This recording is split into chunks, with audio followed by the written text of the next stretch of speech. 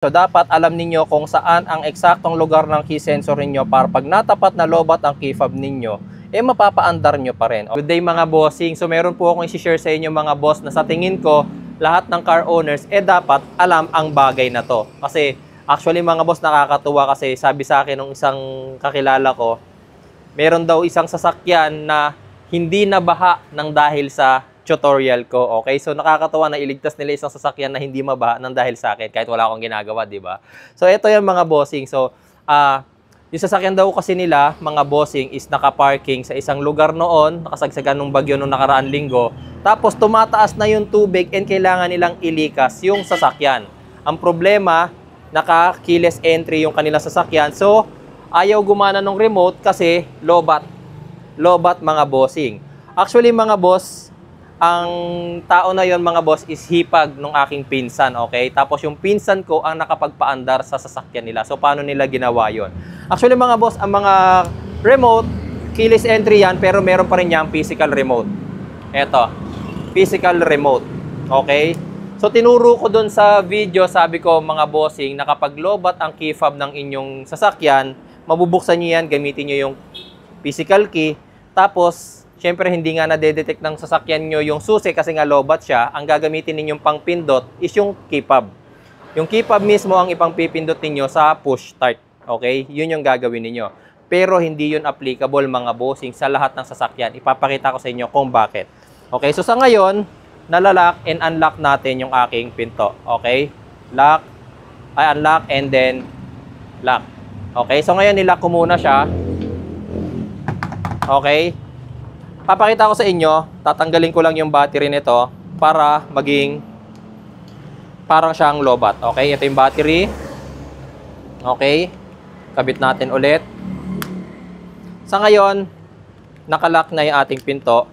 Tapos gagamitin ko yung key. Pagpasensyahan nyo ng mga boss, matitrigger ang alarm nito. Okay, matitrigger ang alarm nito. Pero kasama kasi yon sa part ng tutorial natin. Ayan na mga boss. So eto, sa tutorial sabi ko gagamitin ang remote pampindot. Pero sa sasakyan na to, sa ganitong klase na sasakyan, hindi applicable yon. Bakit? Aka na yung camera, mami. Magpasensyahan nyo na ako, medyo maingay yung ating alarm, pero titigil din yan maya-maya. Okay, so eto, ayan, apak brake. Since automatic transmission to, apak brake. Gagamitin ng remote pang pindot. Tignan natin. Ayaw. Ayaw. Okay, ang sabi niya, please put key in the front of the armrest. Key not detected kahit nandito tayo sa loob. Ayaw. Okay. So, meron ditong key slot. Key slot. Pero, apakan natin ulit yung brake. Push start. Ayaw pa rin mga bossing. Kasi mga boss, hindi yan ang hindi dito nakalagay ang key sensor ng sasakyan na to. Wala rin dito ang key sensor niya mga bossing. Okay, so dapat alam ninyo kung saan ang eksaktong lugar ng key sensor ninyo para pag natapat na lobat ang key fob ninyo, mapapaandar nyo pa rin. Okay, so saan ang tamang key sensor niya dito sa ating glove box? Buksan nyo yan. Yung Ford Everest ko sa glove box din, ilalagay nyo lang dyan sa loob ang key. Okay, okay, tapos papakita ko sa inyo since nandyan na siya. Okay, turn on muna natin. Ayan, makikita ninyo na turn on ko na yung ating ignition. Apakan natin yung brake. Pindutin ang push start. Okay, so nag-start na siya mga bossing. Tignan nyo ha. Lobat yung ating battery. Ang lobat yung ating key fob. Actually, tinanggal ko pa yung key fob natin. Pero napaandar ko pa rin yung sasakyan. So ito mga boss, yung application na nagawa ng pinsan ko dun sa sasakyan nung hipag niya mga boss. Dapat mababaha na yon. So tarantang-taranta na sila kasi nga lobat yung remote.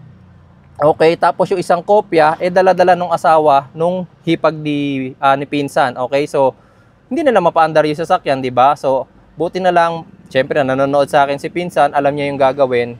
Yung remote, ginamit niyang pampindot sa push start. Okay, so eto, kaya ko to tinuro sa inyo kasi hindi lahat ng keyless entry mga bossing, hindi lahat ng smart entry, sa push start, dinidikit ang remote. Yung iba, meron talagang lagayan ng susi, kagaya dito. Ito, hindi to gumagana. Dito sa armrest. Sa Everest, ganyan din. Sa armrest din, meron ding key sensor doon. Okay?